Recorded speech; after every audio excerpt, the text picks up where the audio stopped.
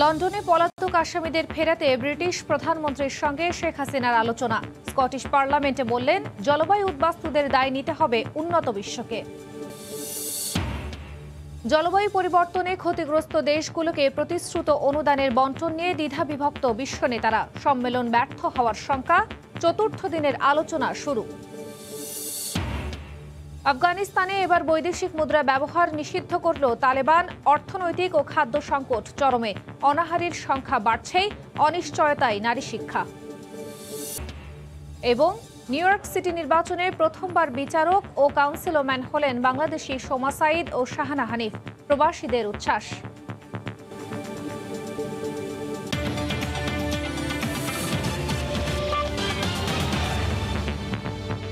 আন্তর্জাতিক সময়ের সঙ্গে আছি আমি খান তাজদিন হাসান। জলবায়ু পরিবর্তন নিয়ে ক্ষতিগ্রস্ত দেশগুলোকে প্রতিশ্রুত 10,000 কোটি মার্কিন ডলার অনুদানের বণ্টন নিয়ে ক্রমেই দ্বিধাবিভক্ত হয়ে পড়েছেন বিশ্ব নেতারা। এতে দেখা দিয়েছে জলবায়ু সম্মেলন ব্যর্থ হওয়ার শঙ্কা।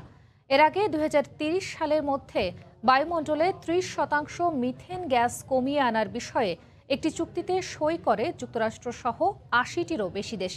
যদিও এতে সই করেনি বিশ্বের সবচেয়ে বেশি গ্যাস নিঃসরণকারী দেশ চীন, রাশিয়া ও ভারত।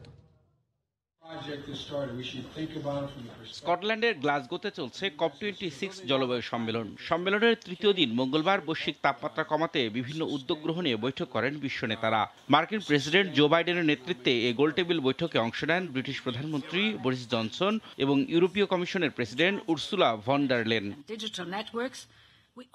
বৈঠকে বায়ুমণ্ডলে মিলিয়ন টন গ্রিনহাউস গ্যাস মিথেনের মিশে যাওয়া ঠেকানোর বিষয়ে একটি চুক্তি স্বাক্ষরিত হয়। 2030 সালের মধ্যে বর্তমান অবস্থা থেকে 30% মিথেন গ্যাস কমিয়ে আনতে 80টিরও বেশি দেশ তেল ও গ্যাস ক্ষেত্র থেকে মিথেন ছড়ানো বন্ধের ঘোষণা দেয়। বর্তমান বৈশ্বিক উষ্ণায়নের জন্য মিথেন গ্যাস 1/3 দায়ী। তবে মিথেন গ্যাস কমানোর এই উদ্যোগের মধ্যে বিশ্বের সবচেয়ে বেশি গ্যাস নিঃসরণকারী দেশ, বিশেষ করে চীন, রাশিয়া ও ভারতের মতো দেশগুলো নেই। বৈশ্বিক উষ্ণায়ন রোধে কয়েক দশক ধরে কার্বন ডাই অক্সাইডকে দায়ী করা হয়, যা বিদ্যুৎ উৎপাদন ও বন উজাড়কে দায়ী করা হয়। কিন্তু বর্তমানে মিথেনের ব্যাপারেও আলাদা নজর দেওয়া হচ্ছে, যেটা কার্বন ডাই অক্সাইডের চেয়ে দ্রুত গতিতে বায়ুমণ্ডলকে উষ্ণ করে তুলছে। বৈঠক শেষে গ্লাসগো সামিটে আনুষ্ঠানিকভাবে মিথেন গ্যাস কমানোর ঘোষণা দেন মার্কিন প্রেসিডেন্ট জো বাইডেন। জলবায়ু পরিবর্তনজনিত বিপর্যয় এড়াতে বৈশ্বিক উষ্ণায়ন ঠেকানোর নানা পরিকল্পনা তুলে ধরেন তিনি।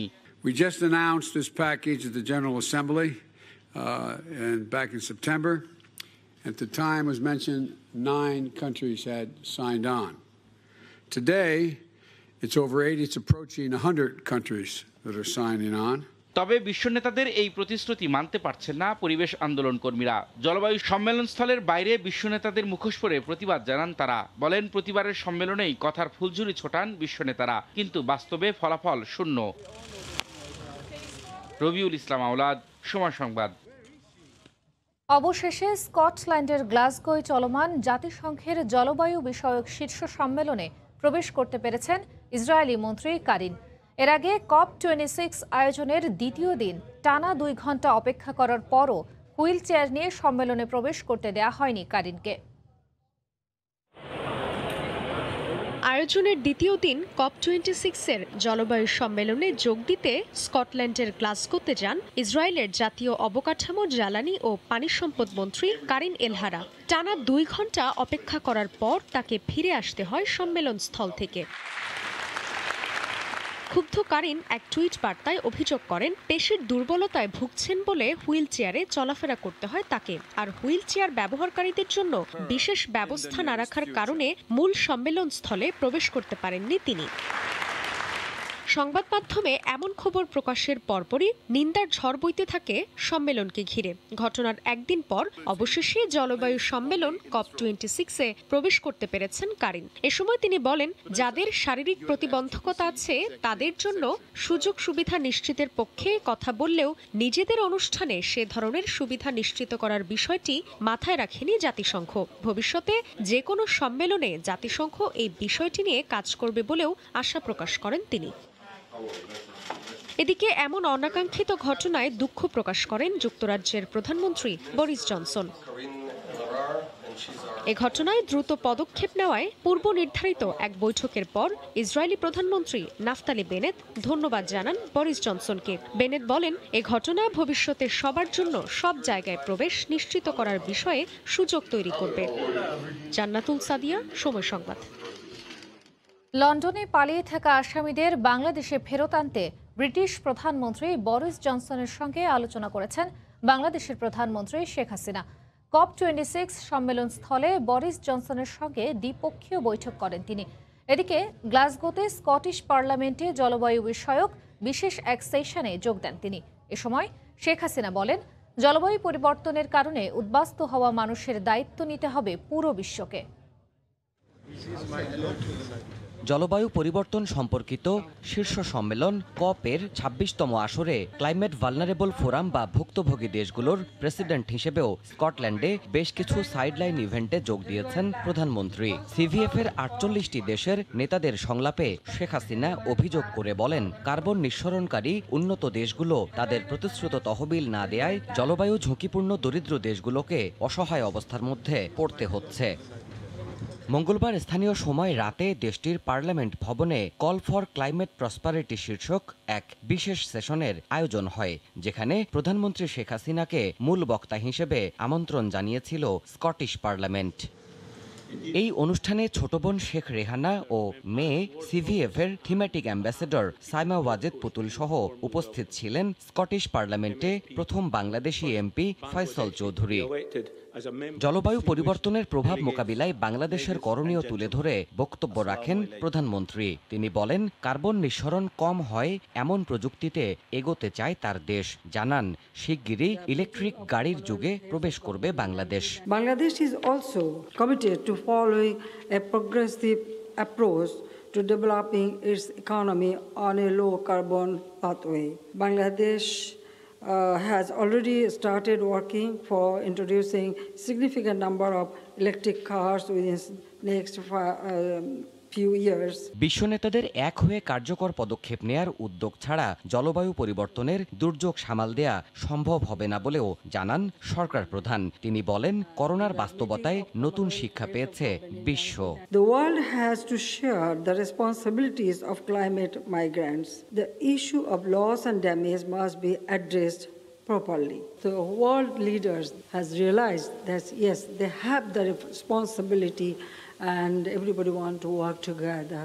So we will work together to save our planet, save our future generation. এর আগে স্থানীয় সময় বিকেলে COP26 এর সম্মেলন স্থলে ব্রিটিশ প্রধানমন্ত্রী বরিস জনসনের সঙ্গে দ্বিপক্ষীয় বৈঠক করেন প্রধানমন্ত্রী শেখ হাসিনা। উপস্থিত ছিলেন তার মেয়ে ক্লাইমেট ভালনারেবল ফোরামের থিমেটিক অ্যাম্বাসেডর সাইমা ওয়াজেদ পুতুল। বৈঠকে বাংলাদেশ যুক্তরাজ্য দ্বিপক্ষীয় সম্পর্কের বিভিন্ন দিক নিয়ে আলোচনার পাশাপাশি লন্ডনে পালিয়ে থাকা আসামিদের বাংলাদেশে ফেরত নেওয়ার বিষয়েও দুই শীর্ষ নেতার আলোচনা হয়েছে বলে জানা গেছে। দেবাশিস রায়, সময় সংবাদ। মানবজাতি ধ্বংসের দ্বার প্রান্তে, এই বার্তা দিয়ে চলছে জাতিসংঘের জলবায়ু সম্মেলন COP26। স্কটল্যান্ডের গ্লাসগো শহরে এই সম্মেলনে প্রধানমন্ত্রী শেখ হাসিনা বিশ্বের বেশ কয়েকটি দেশের রাষ্ট্রপ্রধানের সাথে বৈঠক করে তুলে ধরেছেন জলবায়ু ইস্যুতে নানা প্রস্তাবনা। সম্মেলনে বাংলাদেশের জন্য ইতিবাচক অনেক বার্তাও রয়েছে। COP26 এর সম্মেলন স্থল থেকে ঘুরে এসে বিস্তারিত শোয়েব কবিরের রিপোর্টে। COP26 সম্মেলনে যোগ দিয়ে ব্যস্ততম 2 দিনে প্রধানমন্ত্রী শেখ হাসিনা বৈঠক করেছেন যুক্তরাজ্যের প্রিন্স চার্লস, ব্রিটিশ প্রধানমন্ত্রী বরিস জনসন, স্কটল্যান্ডের মুখ্যমন্ত্রী নিকোলা স্টারজন সহ জলবায়ু ইস্যুতে প্রভাবশালী আরও অনেক দেশের রাষ্ট্রপ্রধানদের সাথে। Prime Minister of Bangladesh. জলবায়ু পরিবর্তনের প্রভাব মোকাবেলায় চ্যালেঞ্জের পাশাপাশি পারস্পরিক স্বার্থ সংশ্লিষ্ট বিভিন্ন বিষয় উঠে আসে এই আলোচনায়। জলবায়ু ঝুঁকিতে থাকা দেশগুলোর জন্য $100 বিলিয়ন অর্থায়নের প্রতিশ্রুতি পূরণ করতে এবারও জোর দেন প্রধানমন্ত্রী Sheikh Hasina. It's crucial, no doubt about it, but I am very much hopeful that developed country will come forward and we will be able to do it. জলবায়ু পরিবর্তনের কারণে ক্ষতিগ্রস্ত দেশগুলোর জোট সিবিএফ এর চেয়ারপারসন হিসেবে এই সম্মেলনে প্রতিনিধিত্ব করছেন বাংলাদেশের প্রধানমন্ত্রী শেখ হাসিনা। তাই প্রতিবারের চেয়েও এবারের দায়িত্বটা কিছুটা বেশি। নিজ দেশের সঙ্গে জলবায়ু পরিবর্তনে ঝুঁকিপূর্ণ দেশগুলির স্বার্থ সংশ্লিষ্ট বিষয়গুলো জোরালোভাবে তুলে ধরেছেন তার বক্তব্যে। প্রাপ্তিও অনেক রয়েছে বলে জানান বাংলাদেশের পররাষ্ট্রমন্ত্রী। আমরা ক্লাইমেট ভালনারেবল ফোরামে যেগুলো কিছু অ্যাচিভও করেছি অলরেডি।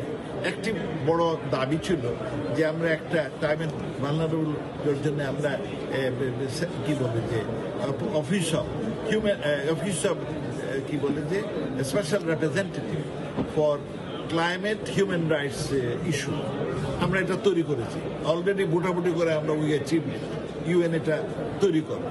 এটা আমাদের বড় অ্যাচিভমেন্ট আমরা $100 বিলিয়ন কথা বলেছি, সেটাও সবাই গ্রহণ করেছে। আমরা 50-50 অ্যাডাপ্টেশন এন্ড মিটিগেশনের সিবিএফ এর এইটাও আমরা তুলে ধরেছি। আমরা লস অ্যান্ড ড্যামেজ সিবিএফ এর বড় ইস্যু হচ্ছে ল, এবারে আমরা এজেন্ডার মধ্যে ঢুকাতে পেরেছি। This itself is a great achievement. আগে কখনো এটা এজেন্ডার মধ্যে ঢুকে না। Thank you very much. Mujib শতবর্ষ উপলক্ষে কমনওয়েলথ বিশেষ একটি অ্যাওয়ার্ড চালুর ঘোষণা দিয়েছেন বলেও জানান তিনি। এটা আমাদের জন্য খুব আনন্দের বিষয়। কমনওয়েলথ যে তারা আমাদের বঙ্গবন্ধু শেখ মুজিবুর রহমানের শতবার্ষিকী উপলক্ষে আপনার এই কমনওয়েলথ বিজনেস ইনোভেশন অ্যাওয়ার্ডটা দিয়েছে। এইটা আগামী প্রজন্মের 54টা দেশ কমনওয়েলথ, সেই সবগুলো দেশে কম্পিটিশনের মাধ্যমে তারা এটা দেবে। জলবায়ু সম্মেলনে জিরো ইমিশন গাড়ির উপর বেশ গুরুত্ব দেওয়া হয়েছে। পরিবেশ রক্ষায় এটি বেশ কার্যকর। খুব শীঘ্রই বাংলাদেশে ইলেকট্রিক গাড়ি চলাচলের যুগোপযোগী করার জন্য পরিকল্পনা সরকার হাতে নিয়েছে। Zero emission ambulance is a base electric vehicle and it has a hydrogen fuel cell range extender on it to effectively get to 300 miles of range, but with zero emission from the battery and zero emission from the fuel cell. There's only water vapor is emitted. Policy তৈরি করে ফেলছি যে charging স্টেশনগুলো কিরকম হবে, দুটা বিষয় আমরা নজর করতেছি। আমরা গভর্নমেন্ট ইউটিলিটি ভেহিকল যেগুলো আছে, বিশেষ করে যেগুলো ইউটিলিটি ভেহিকল এবং 3 হুইলার, এগুলিকে যত দ্রুত সম্ভব ই ভেহিকলে নিয়ে আসা উচিত। বিশাল সেভিং, কারণ বাংলাদেশে এখন প্রায় কিলোমিটার প্রতি মাত্র 10 টাকা খরচ, কার্বন ইমিশন নাই বললেই চলে। আমরা যদি ভেহিকেলের ক্ষেত্রে সমস্তগুলিকে যদি আমরা ইলেকট্রিক্যাল ভেহিকল করে ফেলতে পারি, বছরে আমার সেভিং হবে তেলের ক্ষেত্রে প্রায় $1.5 বিলিয়ন। জলবায়ু বিপর্যয়ের পানির সমস্যা নিরসনে বাংলাদেশের প্রতিবেশী দেশগুলোর সাথে বাস্তবসম্মত পরিকল্পনা প্রণয়ন করা প্রয়োজন এবং একই সাথে জলাধারগুলো রক্ষায় বেশ কঠোর পদক্ষেপ নিতে হবে সরকারকে, এমনটি মনে করেন এই দুই পরিবেশ বিজ্ঞানী। কোস্টাল এরিয়াতে প্রত্যেকটা পোল্ডারের মধ্যে প্রচুর বিল আছে, এগুলো কিছু পুনর্দখল হয়েছে। মাননীয় প্রধানমন্ত্রীর কাছে আমাদের বিনীত নিবেদন, যেগুলো সরকারি জমি, খাস জমি, সেগুলো পুনরুদ্ধার করে সেগুলোতে জলাধার নির্মাণ করা। দুটো জিনিস খুব বেশি দরকার, technology, solutions and at the same time আমাদের better cooperation with our water sharing neighbours. অর্থাৎ আমাদের ডাইনামিজম, আমরা যে কাজ করে যাচ্ছি সবার হয়ে, সেই জন্যে আমরা একটা রিজিওনাল সলিউশন দিতে এগোচ্ছি, সেই জন্য সবার কোঅপারেশন আরও প্রয়োজন। জলবায়ু বিপর্যয়ের কারণে মারাত্মক ক্ষতিগ্রস্ত বাংলাদেশের জন্য এই মুহূর্তে বিশাল অঙ্কের আর্থিক সহযোগিতা প্রয়োজন বলে মনে করেন ব্যবসায়ী এই নেতা। ক্ষতিগ্রস্ত দেশগুলোতে বিশ্বব্যাপী যে একটি ফান্ডিং করা হচ্ছে, আমরা ব্যবসায়ীরা চাইব আমাদের যে ওয়ার্কাররা যে ক্ষতিগ্রস্ত হচ্ছেন, আমাদের গ্রিন হাউস ইন্ডাস্ট্রি করার জন্য যে অবকাঠামো তৈরির জন্য প্রয়োজন আছে, এবং এফবিসিসি চাইবে এইসব উন্নয়ন ঘটানোর জন্য, এবং আমাদের বঙ্গোপসাগরে পানি বৃদ্ধির কারণে যেসব এলাকা আমাদের সাতক্ষীরা এবং অন্যান্য জায়গায় ডুবে যাচ্ছে, এইসব জায়গার মানুষদেরকে যাতে এই ফান্ডিং থেকে সহযোগিতা করা যায়, সেই দাবি আমরা এফবিসিসির পক্ষ থেকে রাখব। সম্মেলনে প্রধানমন্ত্রী শেখ হাসিনাকে উষ্ণ অভ্যর্থনা জানিয়েছেন জাতিসংঘ মহাসচিব অ্যান্টনিও গুতেরেস এবং ব্রিটিশ প্রধানমন্ত্রী বরিস জনসন। শোয়েব কবির, সময় সংবাদ, গ্লাসগো, স্কটল্যান্ড। আফগানিস্তানে বৈদেশিক মুদ্রার ব্যবহার নিষিদ্ধ করল তালেবান সরকার। এতে দেশটির অর্থনীতি আরও সংকটের মুখে পড়তে যাচ্ছে বলে আশঙ্কা করছেন বিশ্লেষকরা। এদিকে খাদ্য সংকট বেড়েই চলেছে অনাহারের সংখ্যা। অন্যদিকে স্কুলে ফিরতে মরিয়া আফগান নারীদের আরেকবার প্রতিশ্রুতি কার্যকরের আশ্বাস দিয়েছে তালেবান। চলতি বছর 15ই আগস্ট আফগানিস্তান ফের নিয়ন্ত্রণে নেয় তালেবান। এরপর থেকেই রাজনৈতিক অস্থিরতা বিরাজ করছে দেশটিতে। ভঙ্গুর অর্থনীতি সামাল না দিয়েই এবার দেশটির অভ্যন্তরে বৈদেশিক মুদ্রার ব্যবহার নিষিদ্ধ করল তালেবান সরকার। মঙ্গলবার সরকারের মুখপাত্র মুজাহিদ জাবিউল্লাহ টুইট বার্তায় এই ঘোষণা দেন। এ আদেশের অন্যথা হলে তার বিরুদ্ধে আইনগত ব্যবস্থা নেওয়ারও হুঁশিয়ারি দেন তিনি। তবে তালেবানের এমন সিদ্ধান্তে দেশটির অর্থনীতি আরও সংকটের মুখে পড়তে যাচ্ছে বলে আশঙ্কা করছেন বিশ্লেষকরা। ভবিষ্যতে নাগরিকরা চরম মানবিক বিপর্যয়ের মধ্যে পড়বে বলেও মনে করছেন তারা। এদিকে দ্রব্যমূল্যের ঊর্ধ্বগতির কারণে সেখানে প্রায় অনাহারে দিন কাটাচ্ছেন মানুষ। এক প্রতিবেদনে বলা হয়, স্থানীয় মার্কেটে খাদ্যের জন্য হাহাকার করছেন হাজারো আফগান।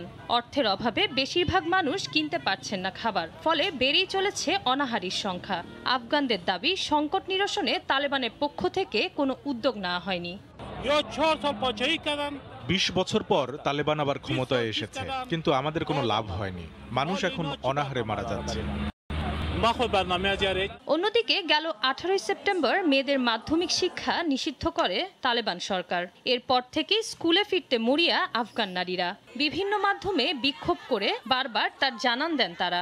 মঙ্গলবার আবারও দ্রুত মেয়েদের বিদ্যালয়ে ফিরিয়ে আনার আশ্বাস দেয় সরকার। একই সাথে নারীদের সব ধরনের অধিকার দেওয়ার প্রতিশ্রুতিও দেয় তালেবান। জিনিয়া শেখ, সময় সংবাদ। জলবায়ু পরিবর্তনের প্রভাবে দক্ষিণ আফ্রিকার দেশ মাদাগাস্কারে উদ্বেগজনক হারে বাড়ছে শিশু মৃত্যু। পর্যাপ্ত খাবার না থাকায় বাড়ছে অপুষ্টি। অনাহারের কারণে দিন দিন বাড়ছে মৃত্যু ঝুঁকিও। সম্প্রতি এক প্রতিবেদনে এ সকল তথ্য প্রকাশ করা হয়। গেল রোববার আনুষ্ঠানিকভাবে শুরু হয় বহুল প্রতীক্ষিত জলবায়ু সম্মেলন COP26।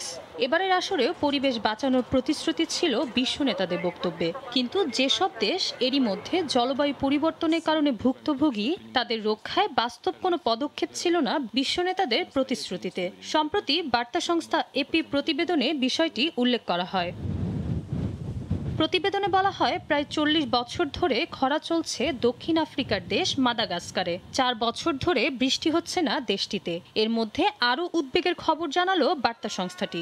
এবছর দেশটিতে উদ্বেগজনক হারে বেড়েছে শিশু মৃত্যু। চলতি বছর খাবারের অভাবে সবচেয়ে বেশি শিশু মারা গেছে দেশটিতে।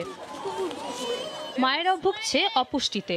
আশঙ্কাজনক হারে মানুষের মধ্যে কমেছে রোগ প্রতিরোধ ক্ষমতা। এতে প্রকট আকারে বেড়েছে নানা অসুখ বিসুখ। প্রতিবেদনে আরও বলা হয়, মাদাগাস্কারে কার্বন নিঃসরণের হার শূন্যের কোঠায়। তবুও জলবায়ু পরিবর্তনের বিরূপ প্রভাবে সবচেয়ে বেশি ভুগছে দেশটি। জিনিয়া শেখ, সময় সংবাদ। নিউ ইয়র্ক সিটি নির্বাচনে প্রথমবারের মতো কুইন্সের বিচারক ও ব্রুকলিনের সিটি কাউন্সিল ওম্যান হলেন বাংলাদেশি সোমা সাইদ ও শাহানা হানিফ। মঙ্গলবার চূড়ান্ত ফলাফল ঘোষণা করা হয়। গুরুত্বপূর্ণ এ দুটি পদে প্রথমবারের মতো বাংলাদেশিদের বিজয়ে নিউ ইয়র্কে এখন চলছে আনন্দ উৎসব। এদিকে নিউ ইয়র্ক সিটির মেয়র নির্বাচিত হয়েছেন ডেমোক্রেটিক প্রার্থী এরিক অ্যাডামস। নিউ ইয়র্ক থেকে বিস্তারিত জানাচ্ছেন হাসানুজ্জামান সাকি। বিশ্বের অন্যতম বৃহৎ এবং যুক্তরাষ্ট্রের সবচেয়ে বড় শহর নিউ ইয়র্ক। এই শহরের আয়তন, জনসংখ্যা ও ব্যবসা বাণিজ্যের প্রসার এবং ব্যাপ্তি ততটাই নিষ্প্রাণ হয়েছে এবারের সাধারণ নির্বাচন। মঙ্গলবার সারাদিন বিচ্ছিন্নভাবে 1-2 করে ভোটার ভোট কেন্দ্রে এসেছেন। এদের মধ্যে স্বল্প সংখ্যক বাংলাদেশিও ছিলেন। আমার ভালো লাগছে ভোট দিয়ে। আমি ফার্স্ট টাইম ভোটার এখন, আর আমিও চাই যে সবাই ভোট দিক, বিশেষ করে আমাদের বাঙালি যারা আছে। আমরাই তো নির্ধারণ করব যে কে সিটিটাকে টেক কেয়ার করবে আর কি হবে, তার উপরে ডিপেন্ড করতেছে। নিউ ইয়র্কের প্রতিটি ভোট কেন্দ্রে বিভিন্ন নির্দেশনা দেয়া হয় বাংলায়। ব্যালট পেপারেও ছিল বাংলা ভাষা। সকাল 6টা থেকে টানা রাত 9টা পর্যন্ত চলে ভোট গ্রহণ। নির্বাচনে ভোটার উপস্থিতি কম হলেও প্রার্থীরা সুনিশ্চিত বিজয় জেনেও ঘরে বসেছিলেন না। ঠান্ডা আবহাওয়ায় বিরামহীন প্রচারণা চালিয়েছেন তারা। এদিকে রাতে ভোট গণনা শেষে দ্রুতই ফল আসতে থাকে। নির্বাচনে মেয়র পদে বিজয়ী হন এরিক অ্যাডামস। 2 বাংলাদেশি প্রার্থী কুইন্স কাউন্টি বিচারক পদে অ্যাটর্নি সোমা সাইদ ও ব্রুকলিনে সিটি কাউন্সিল ওম্যান হিসেবে বিজয়ী হন শাহানা হানিফ।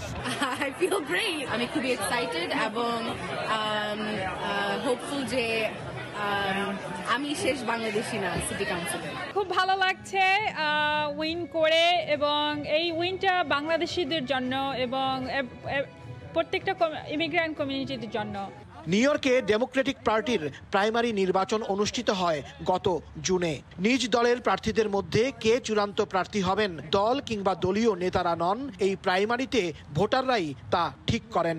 প্রাইমারিতে যারা বিজয়ী হন, ডেমোক্রেট অধ্যুষিত হওয়ায় সাধারণত তারাই মূল নির্বাচনে চূড়ান্ত বিজয় পান।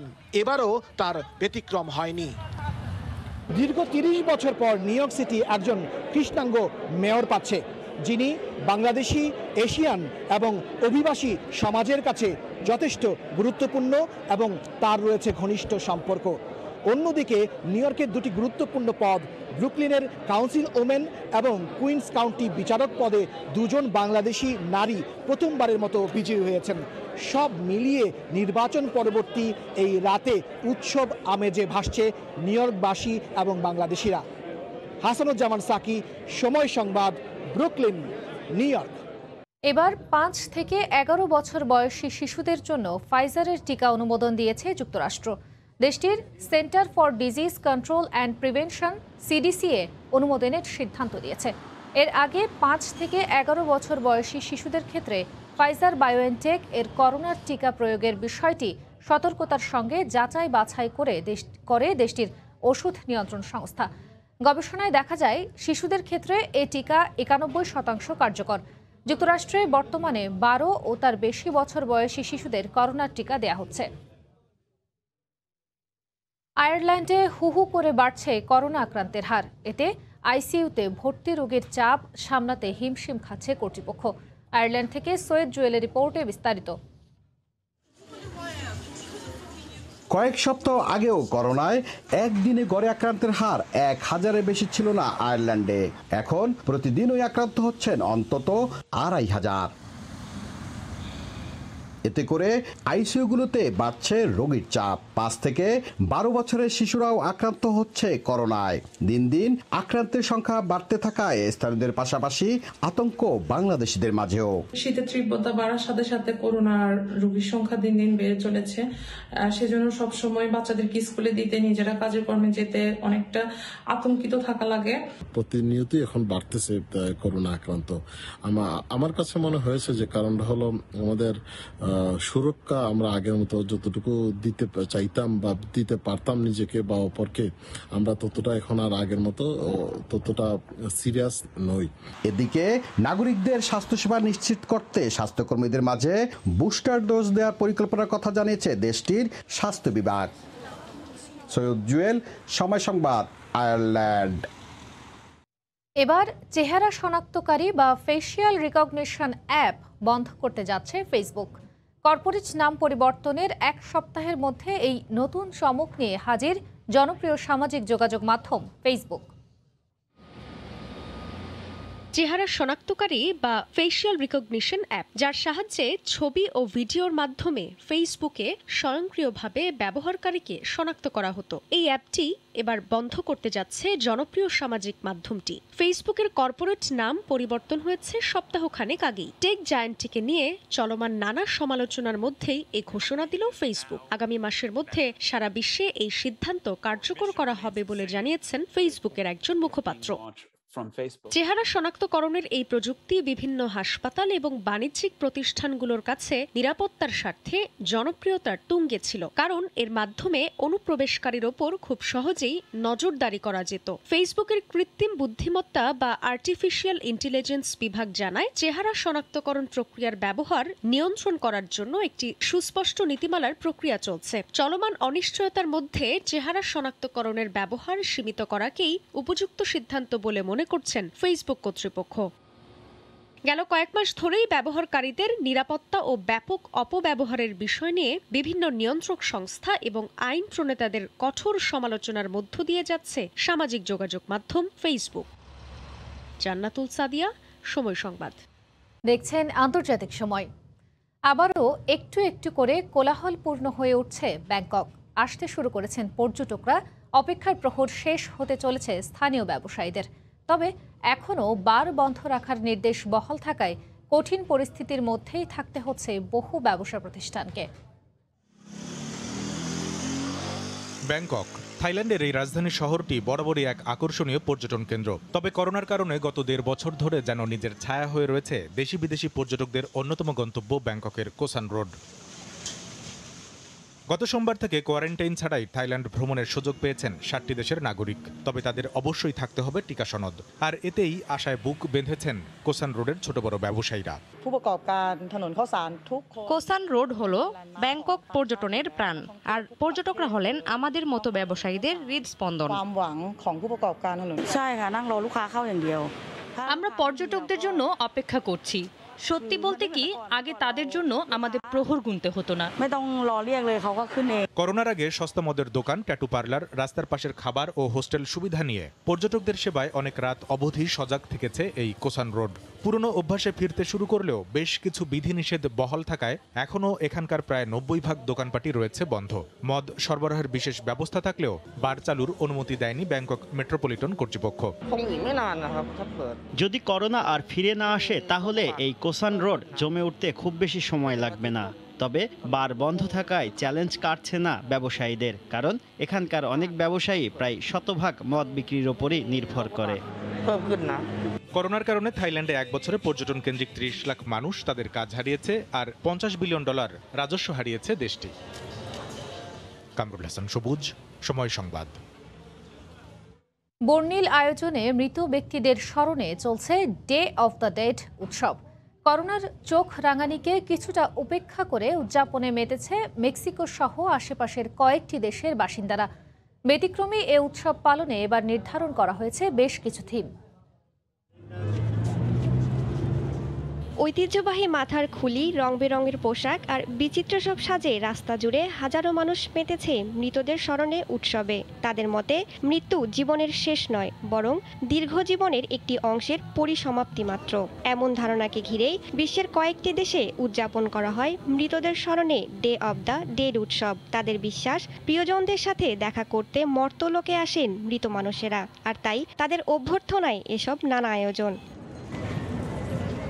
উৎসবটি উদযাপনে মেক্সিকো শহর সেজেছে নতুন রূপে। মেক্সিকান সংস্কৃতির গুরুত্বপূর্ণ অংশ এই উৎসব, তাই এটি উদযাপনে কোনো রকমের কমতি রাখেন না সেখানকার বাসিন্দারা। এবার মেক্সিকোতে বিশেষভাবে পালিত হচ্ছে উৎসবটি। দেশটিতে কয়েক বছর ধরে হাজারের বেশি কিশোরী ও নারী নিখোঁজ রয়েছেন। তাদের ফিরিয়ে আনার আকুতির মধ্য দিয়েই মৃতদের স্মরণ করছেন তারা। আমরা নিখোঁজ হওয়া নারীদের খুব দ্রুত দেখতে চাই। মেক্সিকো সরকারের প্রতি দাবি, নারীদের আরও বেশি নিরাপত্তা দেওয়া হোক। শুধু মেক্সিকোর বাসিন্দারাই নয়, জমকালো এই উৎসব উপভোগে বিভিন্ন দেশ থেকে পর্যটকরা হাজির হয়েছেন শহরটিতে। এদিকে বলিভিয়াতেও একইভাবে উদযাপিত হচ্ছে মৃতদের জন্য এই উৎসব। নারীদের প্রতি সহিংসতা বন্ধের বার্তা নিয়ে শহরটির একটি গণচত্বরে সামিল হয়েছেন শহরবাসী। এভাবেই প্রিয়জনদের প্রতি ভালোবাসার বহিঃপ্রকাশ ঘটছে তাদের। প্রিয়জনদের আত্মার সঙ্গে নিজেদের যোগসূত্র তৈরির অন্যতম উপায় সঙ্গীত ও নৃত্য, এমনটাই মনে করেন হাইতিবাসী। আর তাই পুরনো রীতির অংশ হিসেবে সঙ্গীতের তালে তালে নৃত্য প্রদর্শনের মধ্য দিয়ে মৃতদের স্মরণে মেতে উঠেছেন তারা। শুধু তাই নয়, প্রিয়জনদের সমাধিস্থল ভরিয়ে তুলেছেন ফুলে ফুলে, সঙ্গে রেখেছেন নানা প্রকার খাবার। প্রতি বছর 1 নভেম্বর আমরা প্রিয়জনদের সমাধিস্থলে কফি, বাদাম সহ বিভিন্ন খাবার দিয়ে থাকি। এর মধ্য দিয়ে তাদের আত্মার সঙ্গে এক ধরনের মেলবন্ধন ঘটে আমাদের।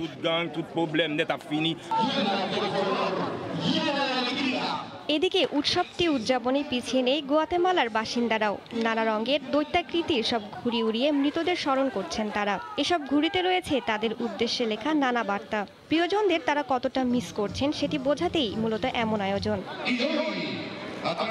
প্রতি বছর 1 নভেম্বর শুরু হওয়া এই উৎসব চলে 2 নভেম্বর পর্যন্ত। 2008 সালে ইউনেস্কোর স্বীকৃতি পায় উৎসবটি। রাইসা জান্নাত, সময় সংবাদ।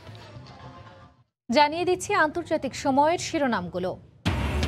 লন্ডনে পলাতক আসামিদের ফেরাতে ব্রিটিশ প্রধানমন্ত্রীর সঙ্গে শেখ হাসিনার আলোচনা। স্কটিশ পার্লামেন্টে বললেন, জলবায়ু উদ্বাস্তুদের দায় নিতে হবে উন্নত বিশ্বকে। জলবায়ু পরিবর্তনে ক্ষতিগ্রস্ত দেশগুলোকে প্রতিশ্রুত অনুদানের বণ্টন নিয়ে দ্বিধাবিভক্ত বিশ্ব নেতারা। সম্মেলন ব্যর্থ হওয়ার শঙ্কা, চতুর্থ দিনের আলোচনা শুরু। এবং নিউ ইয়র্ক সিটি নির্বাচনে প্রথমবার বিচারক ও কাউন্সিল ওম্যান হলেন বাংলাদেশি সোমা সাঈদ ও শাহানা হানিফ। প্রবাসীদের উচ্ছ্বাস। এই ছিল আন্তর্জাতিক সময়ের সঙ্গে থাকুন সময়।